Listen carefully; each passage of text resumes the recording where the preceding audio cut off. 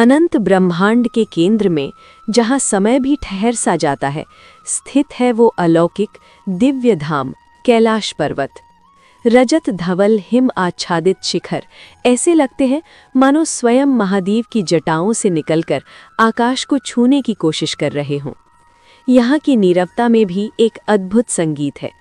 पवन के मंद मंद प्रवाह का संगीत, झरनों के कलकल नाद का संगीत और सबसे बढ़कर देवाधिदेव महादेव के ध्यान से उत्पन्न होती ब्रह्मांडीय ऊर्जा का संगीत। उस शांत वातावरण में नंदी महाराज भी अपनी आंखें मूंदे ध्यानस्थ बैठे थे और शिवगण अपने स्वामी की आज्ञा की प्रतीक्षा में स्थिर थे। कैलाश का कण कण शिव पार्वती के प्रेम और तप की ऊर्जा से स्पंदित हो रहा था। इसी दिव्य परिवेश में योगेश्वर त्रिकालदर्शी भगवान शिव अपनी चिर समाधि में लीन थे। उनकी बंद पलकों के पीछे मानो करोड़ों ब्रह्मांडों की हलचल शांत हो रही थी। उनकी समीप ही एक स्फटिक शिला पर विराजमान थी आदिशक्ति जगत जननी माँ पार्वती। उनका करुणामयी मुखमंडल शांत था, पर उनकी आंखें खुली थीं और उनकी दिव्य दृष्टि सुदूर पृथ्वी लोक पर विचरण कर रही थी। उनकी दृष्टि के सामने जीवन के सहस्रों रंग एक साथ प्रकट हो रहे थे। उन्होंने देखा किसी घर के आंगन में बंधी नई नवेली रेशमी डोरी वाले पालने को, जिसे एक माँ बड़े प्यार से झुला रही थी और अपनी मधुर लोरी से उस नन्ही सी जान को सुलाने का प्रयास कर रही थी। उस माँ की आंखों में भविष्य के लाखों सपने थे और चेहरे पर एक ऐसा संतोष जिसके आगे संसार के सारे सुख फीके थे। फिर उनकी दृष्टि एक और घर पर पड़ी, जहाँ एक पिता अपने छोटे से पुत्र को कंधे पर बिठाकर घोड़ा बना हुआ पूरे घर में घूम रहा था। बच्चे की खिलखिलाहट उस घर की दीवारों में गूंज रही थी और उस पिता का चेहरा गर्व और आनंद से दमक रहा था। ये दृश्य देखकर माता पार्वती के होठों पर एक हल्की वात्सल्य भरी मुस्कान तैर गई। सृष्टि का ये सृजन, ये चक्र उन्हें सदैव आनंदित करता था। लेकिन हर दृश्य इतना सुखद नहीं था। जैसे ही उनकी दृष्टि ने दिशा बदली, वो एक ऐसे घर पर जाकर ठहर गई जहाँ सब कुछ था, धन, संपत्ति, सम्मान, पर नहीं थी तो बस एक बच्चे की किलकारी। उस घर का आंगन बड़ा था पर सूना था। उस आंगन के तुलसी चौरे पर हर शाम एक दिया जलता था, पर वो दिया जलाने वाली स्त्री की आंखों में हमेशा एक नमी रहती थी, एक अनकही पीड़ा, एक गहरा खालीपन। उस स्त्री का नाम था सुभद्रा। माता पार्वती ने अपनी दिव्य दृष्टि से सुभद्रा के जीवन को देखना शुरू किया। सुभद्रा हर दिन ब्रह्म मुहूर्त में उठती, स्नान ध्यान करके सबसे पहले सूर्य देव को अर्घ्य देती और फिर अपने घर के मंदिर में बैठकर घंटों पूजा करती। उसकी प्रार्थना में शब्द नहीं होते थे, बस आंखों से बहते आंसू होते थे और एक मूक सवाल होता था, हे प्रभु, मुझ में ऐसी क्या कमी है। पूजा के बाद वो अपनी बूढ़ी बीमार सास के कमरे में जाती, उनके पैर दबाती, उन्हें समय पर औषधि देती और उनसे मीठे बोल बोलकर उनका हालचाल पूछती। फिर अपने पति के लिए भोजन बनाती, उनके हर सुख दुख का ध्यान रखती। घर आए किसी साधु संत या भिक्षुक को उसने आज तक अपने दरवाजे से खाली हाथ नहीं लौटाया था। गाय को पहली रोटी देना, पक्षियों के लिए दाना डालना, उसके हर कर्म में दया और धर्म का भाव स्पष्ट झलकता था। लेकिन जब भी वो अकेली होती तो उसका असली दर्द उसके चेहरे पर आ जाता। जब पड़ोस के घर से किसी बच्चे के रोने की आवाज़ आती तो वो दौड़कर अपनी खिड़की पर आ जाती और एकटक उस बच्चे को देखने लगती। जब मोहल्ले में कोई स्त्री गर्भवती होती तो वो उसे बधाई तो देती, पर उसका अपना हृदय 1000 टुकड़ों में टूट जाता। उसने न जाने कितने व्रत किए, कितने तीर्थों की यात्रा की, हर मंदिर की चौखट पर अपना माथा टेका, हर पंडित और ज्योतिषी से उपाय पूछे, लेकिन उसकी गोद सूनी की सूनी ही रही। अब तो रिश्तेदारों ने भी ताने मारने शुरू कर दिए थे। कोई उसे बांझ कहकर उसका अपमान करता, तो कोई दया दिखाकर कहता, बेचारी, सब कर्मों का फल है। ये शब्द बाण की तरह उसके हृदय को भेद जाते थे। वो अपनी पीड़ा किसी से कह भी नहीं पाती थी, बस रात के अंधेरे में अपने तकिए में मुंह छिपाकर रोती रहती थी। आज भी कुछ ऐसा ही हुआ। दोपहर में पड़ोस का एक छोटा सा बालक खेलते खेलते उसके आंगन में आ गया। सुभद्रा ने उसे देखा तो उसका चेहरा खिल उठा। वो दौड़ कर गई, उसे गोद में उठा लिया, उसे प्यार किया और अपनी साड़ी के पल्लू से उसका मुंह पोंछा। फिर घर के अंदर से एक लड्डू लाकर उसके हाथ में दिया। बच्चा लड्डू लेकर खुश होकर अपनी तोतली जुबान में बोला, काकी तुम बहुत अच्छी हो। ये सुनकर सुभद्रा का दिल भर आया। उसने बच्चे को गले से लगा लिया। कुछ देर बाद जब बच्चे की माँ उसे बुलाने आई और उसे ले गई तो आंगन एक बार फिर सूना हो गया। उस सूने आंगन को देखकर सुभद्रा वहीं जमीन पर बैठ गई और उसकी आंखों से अविरल अश्रुधारा बह निकली। कैलाश पर बैठी जगत जननी माँ पार्वती ये सब देख रही थीं। सुभद्रा का हरेक आंसू, उसकी हरेक सिसकी, उसके हृदय का हरेक घाव स्वयं माँ पार्वती अपनी आत्मा में महसूस कर रही थी। एक माँ का हृदय दूसरी स्त्री के मातृत्व की पीड़ा को कैसे न समझता। सुभद्रा का दुख देखकर स्वयं ब्रह्मांड की माँ का हृदय भी व्याकुल हो उठा। वो और देख न सकी। उनके मन में प्रश्नों का एक तूफान उठ खड़ा हुआ। एक ऐसा प्रश्न जो केवल सुभद्रा का नहीं था, बल्कि पृथ्वी की उन लाखों स्त्रियों का था जो इसी दर्द से गुजर रही थीं। ये कैसा विधान है? ये कैसा न्याय है? उनका शांत मुखमंडल चिंता और करुणा की पीड़ा से भर गया। वो अपने स्थान से उठी और भारी मन से उस ओर चल पड़ी जहां उनके स्वामी, इस सृष्टि के सभी प्रश्नों के एकमात्र उत्तर महादेव ध्यान में लीन थे। उन्होंने महादेव के समक्ष बैठकर उनके ध्यान से बाहर आने की प्रतीक्षा की। हर एक क्षण उन्हें एक युग की तरह लग रहा था। कुछ देर बाद जब महादेव ने धीरे धीरे अपनी पलकें खोली तो उनकी समाधिस्थ शांत आंखों ने सबसे पहले अपनी प्रिय गौरी के चिंतित चेहरे को देखा। उन्होंने शांत पर गहरे स्वर में पूछा, हे गौरी, हे प्राणप्रिय, तुम्हारा मुखमंडल इतना उदास क्यों है? तुम्हारी इन सुंदर आंखों में ये नमी कैसी? ऐसा क्या देख लिया तुमने मृत्युलोक में जो तुम इतनी विचलित और अशांत प्रतीत हो रही हो? माता पार्वती ने अपने आंसू पोंछे और हाथ जोड़कर भरे हुए कंठ से कहा, हे महादेव, हे मेरे स्वामी, आप तो अंतर्यामी हैं, त्रिकालदर्शी हैं। आपसे भला क्या छिपा है? आज मैंने पृथ्वी पर एक ऐसी आत्मा की पीड़ा देखी है जिसने मेरे हृदय को व्यथित कर दिया है। एक स्त्री है सुभद्रा। उसके जैसा धर्मपरायण, दयालु और गुणी कोई नहीं।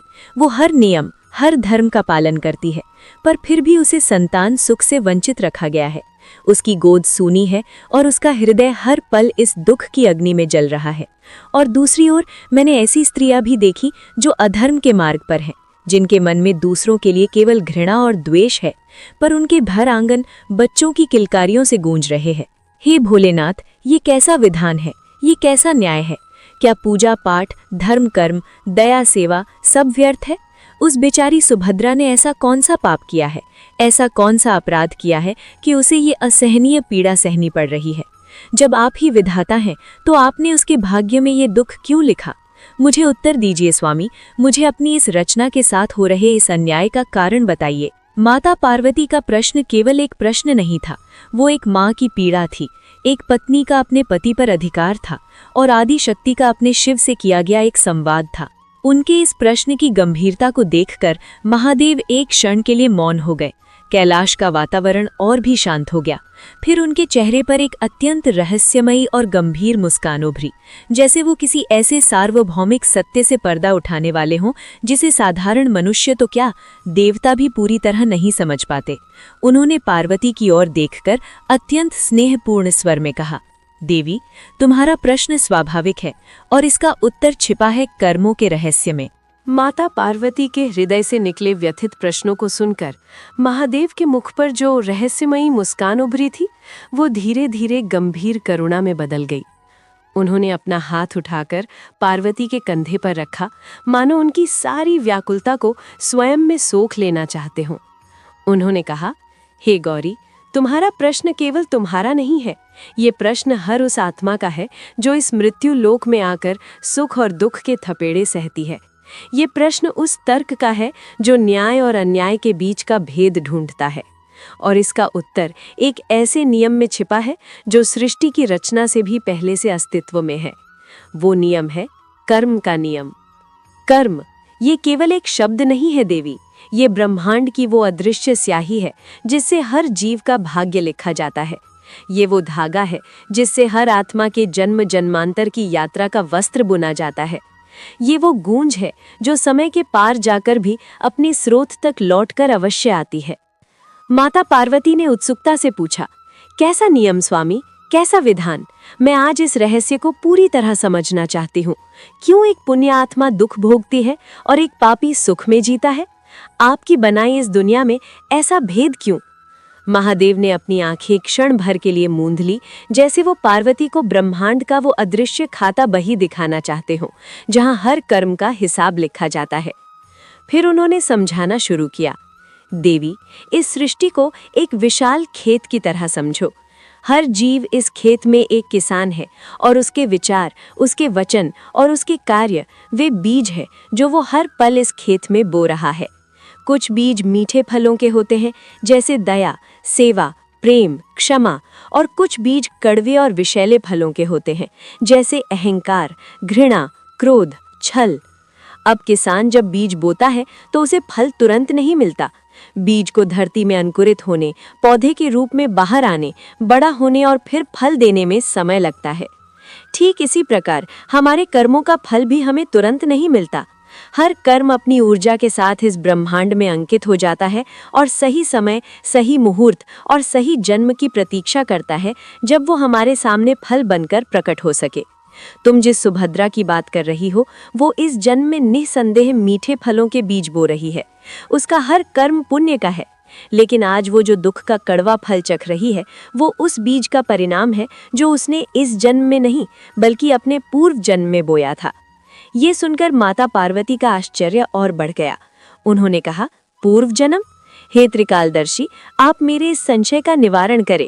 मुझे दिखाइए, मुझे बताइए, उसने अपने पिछले जन्म में ऐसा कौन सा विषैला बीज बो दिया था जिसकी फसल वो आज आंसुओं से सींच रही है? तब महादेव ने अपनी योग दृष्टि से समय के पर्दे को हटा दिया और माता पार्वती को सुभद्रा के अतीत की यात्रा पर ले गए। उन्होंने दिखाना शुरू किया, गौरी देखो, ये आज से एक जन्म पहले की बात है। स्थान है अवंतिका नगरी। इस स्त्री का नाम तब सुभद्रा नहीं, वसुधा था। ये एक बहुत बड़े और धनवान सेठ की एकमात्र पत्नी थी। इसके पास धन, वैभव, सौंदर्य सब कुछ था। सोने और हीरों से लदी हुई ये जब अपनी दासियों की सेना के साथ नगर में निकलती थी तो लोग इसे देखने के लिए रुक जाते थे। लेकिन जितना धन इसके पास था, उससे कहीं ज्यादा अहंकार इसके भीतर था। वो स्वयं को पृथ्वी की सबसे सौभाग्यशाली स्त्री मानती थी और गरीबों, लाचारों को कीड़े मकोड़ों से ज्यादा कुछ नहीं समझती थी। उसका धर्म कर्म भी केवल एक दिखावा था। वो बड़े बड़े यज्ञ करवाती थी, मंदिरों में सोने के कलश दान करती थी, पर इसलिए नहीं कि उसके मन में श्रद्धा थी, बल्कि इसलिए ताकि पूरे नगर में उसके नाम का डंका बजे, लोग उसकी प्रशंसा करें। एक दिन की बात है, ज्येष्ठ मास की तपती दोपहरी थी। सूर्य जैसे आग उगल रहा था। वसुधा अपने महल जैसे घर के ठंडे बरामदे में अपनी सहेलियों के साथ बैठी चौसर खेल रही थी और गरीबों का मजाक उड़ा रही थी। तभी उसके महल के विशाल दरवाजे पर एक स्त्री ने आकर आवाज लगाई। वो एक गर्भवती स्त्री थी। उसके वस्त्र तार तार थे, पैरों में चप्पलें नहीं थी, होंठ सूखे थे और चेहरा भूख और थकान से पीला पड़ चुका था। वो कई दिनों से भूखी थी और अपने गर्भ में पल रही संतान के लिए जीवन की भिक्षा मांगने आई थी। उसने अपनी क्षीण आवाज में कहा, सेठानी जी, मुझ पर दया करो। मैं 3 दिन से भूखी हूँ। मुझे अपने लिए कुछ नहीं चाहिए, पर मेरे गर्भ में एक जीव पल रहा है। उसके लिए एक रोटी का टुकड़ा दे दो। भगवान तुम्हारा सुहाग और तुम्हारी कोख सदा भरी रखेगा। उस गर्भवती स्त्री की दयनीय दशा देखकर भी वसुधा का पत्थर दिल नहीं पसीजा। उसने घृणा से मुंह बनाते हुए अपनी सहेलियों से कहा, देखो तो जरा, कैसी बेशरम औरत है। काम धाम करने की हिम्मत नहीं, बस भीख मांगने चली आती है। और तो और एक और भिखारी को इस दुनिया में लाने की तैयारी कर रही है। इन्हीं लोगों की वजह से हमारी नगरी में गंदगी और गरीबी फैलती है। फिर वो स्त्री की ओर देखकर चिल्लाई, ए चल हट यहाँ से। तेरी सूरत देखकर मेरा दिन खराब हो गया। जा कहीं और जाकर मर। तेरे जैसी औरतें इस धरती पर बोझ होती हैं। मेरे पास तेरे और तेरे इस पेट में पल रहे बोझ के लिए कुछ नहीं है। वो बेचारी स्त्री रोने लगी, गिड़गिड़ाने लगी, पर वसुधा ने अपने पहरेदारों को आदेश दिया, फेंक दो इसे बाहर और दोबारा ये मेरी हवेली के आसपास भी न दिखे। पहरेदारों ने उस असहाय गर्भवती को निर्दयता से घसीटकर सड़क पर फेंक दिया। अपमान और भूख की पीड़ा में वो स्त्री कुछ दूर जाकर एक पेड़ के नीचे गिर पड़ी। उस रात उस असहनीय शारीरिक और मानसिक पीड़ा के कारण उसका गर्भपात हो गया। एक नन्हा जीवन जो इस दुनिया में आने वाला था, उसने अपनी आंखें खोलने से पहले ही बंद कर ली। महादेव ने एक गहरी ठंडी सांस लेकर कहा, उस स्त्री ने वसुधा को कोई श्राप नहीं दिया गौरी, उसके पास श्राप देने की शक्ति भी कहाँ थी। पर उसकी आत्मा से जो आह निकली, एक माँ की कोख उजड़ने की जो पीड़ा निकली, एक अजन्मे बच्चे की जो मूक चीख निकली, उस चीख ने कर्म के विधान को जागृत कर दिया। वसुधा ने उस दिन केवल एक स्त्री का नहीं बल्कि स्वयं मातृत्व का घोर अपमान किया था। उसने एक माँ की सबसे बड़ी पीड़ा का उभास उड़ाया था। समय का चक्र घूमा गौरी, वसुधा की मृत्यु हुई और उसकी आत्मा ने कर्मों के हिसाब के अनुसार फिर से जन्म लिया। वही वसुधा आज सुभद्रा है। आज उसके पास अच्छा पति है, अच्छा परिवार है, मन में धर्म है, पर उसकी कोख सूनी है। आज वो उसी एक बूंद ममता के लिए तड़प रही है जिसका उसने कभी अपमान किया था। ये कोई सजा नहीं है, ये कर्म का संतुलन है। प्रकृति उसे उसी पीड़ा का अनुभव करा रही है ताकि उसकी आत्मा मातृत्व का वास्तविक मूल्य समझ सके। वो आज हर पल उस दर्द को जी रही है जो उसने क्षण भर में किसी और को दिया था। ये कर्म का आईना है जो उसे उसी के कर्मों का प्रतिबिंब दिखा रहा है। ये सुनकर माता पार्वती स्तब्ध रह गई। उनकी आंखों के सामने वो पूरा दृश्य घूम गया। उनका हृदय उस बेचारी गर्भवती स्त्री के लिए भी रोया और आज की सुभद्रा के लिए भी। उन्होंने अब उस अदृश्य न्याय को समझा था जो किसी को नहीं छोड़ता। उनके मन का क्रोध अब एक गहरी करुणा और जिज्ञासा में बदल चुका था। उन्होंने महादेव की ओर देखकर पूछा, तो क्या इसका कोई समाधान नहीं प्रभु? महादेव के मुख से सुभद्रा के पूर्व जन्म का वृत्तांत सुनकर माता पार्वती स्तब्ध रह गई। समय के पार देखने वाली उनकी दिव्य दृष्टि ने उस अदृश्य कर्म के विधान को स्पष्ट रूप से देख लिया था। उन्हें अब समझ आ गया था कि सुभद्रा के आंसुओं का स्रोत कहाँ है।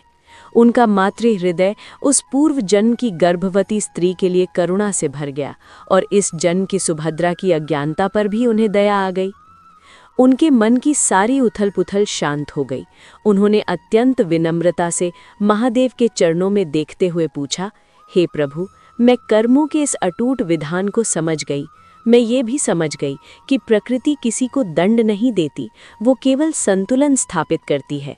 पर हे मेरे स्वामी, क्या इस कठोर विधान में करुणा के लिए कोई स्थान नहीं? क्या पूर्व जन्म में की गई एक भूल का अंधकार इतना घना हो सकता है कि इस जन्म के पुण्य का प्रकाश उसे भेद ही ना सके? क्या सुभद्रा के लिए अब कोई मार्ग शेष नहीं? क्या उसे आजीवन इसी पीड़ा की अग्नि में जलना होगा? बताइए प्रभु, क्या है इस कर्म बंधन से मुक्ति का उपाय? माता पार्वती का प्रश्न सुनकर भगवान शिव के मुख पर एक सौम्य मुस्कान लौट आई, जैसे एक गुरु अपने योग्य शिष्य के सही प्रश्न पर प्रसन्न होता है। उन्होंने कहा, नहीं गौरी, ऐसा नहीं है। कर्म का सिद्धांत पत्थर की लकीर हो सकता है, पर यह किसी को बांधने के लिए नहीं बल्कि आत्मा को मुक्त करने के लिए बना है। जिस क्षण जीव को अपने कर्म का बोध हो जाता है और वो सच्चे हृदय से पश्चाताप की अग्नि में तपता है, उसी क्षण उसके उद्धार का मार्ग खुल जाता है। वर्तमान का एक क्षण यदि वो पूरी चेतना और समर्पण से जिया जाए तो भूतकाल के सहस्त्रों पापों को भस्म करने की शक्ति रखता है। सुभद्रा को ये तो नहीं पता कि उसने अपने पिछले जन्म में क्या किया था, और ये आवश्यक भी नहीं है। उसे अपनी आत्मा के आईने में उस पुराने जख्म को देखने की ज़रूरत नहीं है। उसे बस इस जन्म में अपने कर्मों को ऐसी दिशा देनी होगी कि उसके पुण्य का प्रकाश इतना तीव्र हो जाए कि अतीत के सारे अंधकार स्वतः ही मिट जाए। माता पार्वती की आंखों में आशा की एक किरण चमक उठी। उन्होंने हाथ जोड़कर कहा, उसे क्या करना होगा स्वामी? वो इस कर्म के ऋण से कैसे मुक्त हो सकती है? कृपया उसे मार्ग दिखाइए ताकि उसकी जैसी लाखों स्त्रियों को भी एक दिशा मिल सके। तब महादेव ने समाधान का वो दिव्य सूत्र बताना आरंभ किया जो हर दुखी आत्मा के लिए एक संजीवनी है। गौरी, सुभद्रा को 3 सीढ़ियां चढ़नी होंगी। ये 3 सीढ़ियां उसे इस दुख के गर्क से निकालकर आत्मज्ञान के शिखर तक ले जाएंगी। पहली सीढ़ी है सच्चे हृदय से पश्चाताप और क्षमा याचना। उसे हर दिन, हर पल जब भी उसका हृदय इस दुख से भरे तो रोने की बजाय प्रार्थना करनी होगी। उसे ईश्वर के समक्ष खड़े होकर ये कहना होगा, हे प्रभु, हे ब्रह्मांड के स्वामी, मैं एक अज्ञानी जीव हूँ। यदि मुझसे इस जन्म में या मेरे किसी भी पूर्व जन्म में जाने या अनजाने में मन, वचन या कर्म से कोई ऐसा पाप हुआ है जिससे किसी भी आत्मा को, किसी भी जीव को, किसी माँ को या किसी संतान को कष्ट पहुँचा हो, तो मैं उसके लिए हृदय से क्षमा मांगती हूँ। मुझे क्षमा करें प्रभु, मेरी उस भूल को क्षमा करें। जब ये प्रार्थना केवल होठों से नहीं बल्कि आत्मा की गहराई से निकलेगी, जब उसके हर आंसू में पश्चाताप का भाव होगा, तो ब्रह्मांड की सकारात्मक ऊर्जा उसकी ओर प्रवाहित होने लगेगी। ये क्षमा याचना उसके कर्मों के भारी बोझ को हल्का करने का पहला चरण है। दूसरी और सबसे महत्वपूर्ण सीढ़ी है निस्वार्थ वात्सल्य सेवा। उसने मातृत्व का अपमान किया था, तो उसे मातृत्व का सम्मान करके ही इस कर्म से मुक्ति मिलेगी। पर यह सम्मान केवल प्रार्थना से नहीं, सेवा से प्रकट करना होगा। उसे अपनी ममता को अपनी सूनी कोख तक सीमित रखने के भ्रम से बाहर निकलना होगा। उसे अपने वात्सल्य की गंगा को पूरे संसार में बहाना होगा। उसे हर बच्चे में अपना ही अंश देखना होगा। वो किसी अनाथालय में जाकर उन बच्चों को भोजन करा सकती है जिन्हें माँ का स्पर्श तक नसीब नहीं हुआ। वो किसी गरीब गर्भवती स्त्री को ढूंढकर उसके भोजन और स्वास्थ्य की जिम्मेदारी ले सकती है, ताकि कोई और माँ भूख और लाचारी से अपनी संतान न खो दे। वो किसी प्रतिभावान बालक या बालिका की शिक्षा का भार उठा सकती है जो गरीबी के कारण आगे नहीं बढ़ पा रहा। जब वो किसी दूसरे के बच्चे के सिर पर हाथ फेरेगी, जब वो किसी और की संतान की सफलता पर सच्चे मन से प्रसन्न होगी, तब प्रकृति समझेगी कि इसकी आत्मा अब वात्सल्य का सच्चा अर्थ सीख रही है। किंतु ये सेवा पूरी तरह निस्वार्थ होनी चाहिए गौरी। उसके मन में ये भाव लेशमात्र भी नहीं आना चाहिए कि मैं ये सेवा इसलिए कर रही हूँ ताकि मुझे संतान प्राप्त हो। ये कोई सौदा नहीं है, ये आत्मा का शुद्धिकरण है। जब वो बिना किसी फल की इच्छा के केवल शुद्ध प्रेम और करुणा से भरकर ये कर्म करेगी, तब उसका वो पूर्व जन्म का पाप धुलना शुरू हो जाएगा। और तीसरी, अंतिम और सर्वोच्च सीढ़ी है भाव का रूपांतरण। ये सबसे कठिन पर सबसे शक्तिशाली चरण है। सुभद्रा को मेरे पास संतान नहीं है, इस अभाव के भाव से बाहर निकलकर मैं ही सबकी माँ हूँ, इस विश्व मातृत्व के भाव को अपने भीतर स्थापित करना होगा। दुख उसकी सूनी गोद में नहीं, उसके इस विचार में है कि उसकी गोद सूनी है। उसे अपनी इस सीमित पहचान को तोड़ना होगा।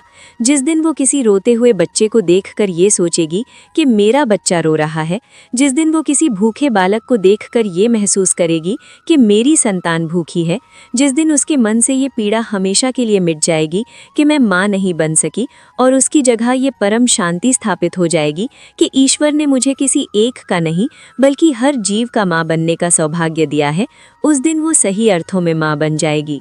महादेव ने अपनी बात को अंतिम स्वरूप देते हुए कहा, गौरी, मातृत्व केवल संतान को जन्म देना नहीं है। मातृत्व एक भाव है, एक चेतना है। वात्सल्य और करुणा का वो सर्वोच्च रूप है जो इस सृष्टि का आधार है।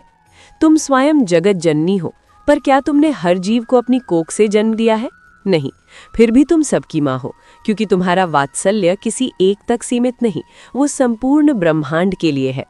जब सुभद्रा इस परम सत्य को अपने जीवन में उतार लेगी, जब उसका हृदय विश्व के हर बालक के लिए प्रेम से छलक उठेगा, तब वो आत्मिक रूप से इतनी पूर्ण हो जाएगी कि उसे किसी चीज का अभाव महसूस ही नहीं होगा। और जब आत्मा इस तरह तृप्त और शुद्ध हो जाती है, तो प्रकृति भी चमत्कार करने पर विवश हो जाती है। हो सकता है कि तब उसका प्रारब्ध पूरी तरह बदल जाए और उसकी गोद भी भर जाए, या ये भी हो सकता है कि उसे गोद भरने के सांसारिक सुख से भी कहीं ऊंचा वो आत्मानंद मिल जाए जो उसे जन्म मृत्यु के इस चक्र से ही मुक्त कर दे।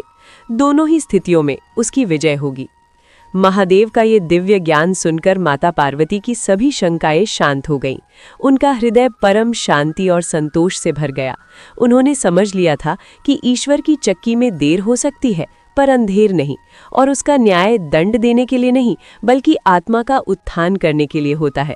उन्होंने मन ही मन सुभद्रा और उस जैसी हर स्त्री को ये मार्ग पाने का आशीर्वाद दिया और अपने स्वामी के चरणों में नमन किया।